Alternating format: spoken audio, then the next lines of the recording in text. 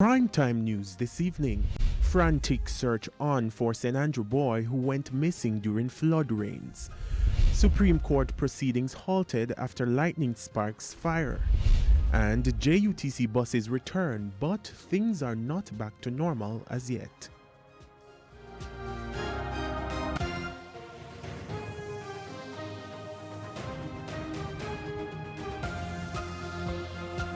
Good evening and welcome to Primetime News on air and online at onespotmedia.com. I'm Archibald Gordon. And I'm Janella Precious. Also this evening, the top business stories of the day. Herman Green has our preview. Herman?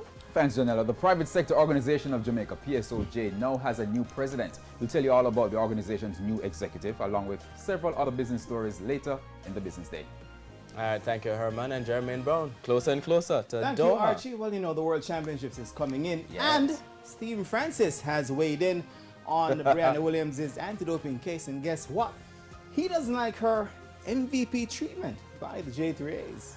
More when we come back. I can't wait to hear that story. Yikes. There's also sports commentary, E-Prime, and weather in this newscast. But before the break, the feedback question. Now, this evening we're asking, are you concerned about flooding in areas where new drains have been built? You can share comments online, facebook.com/television Jamaica, and tweet us at Television Jam. Stay with us. The news in detail right after this break.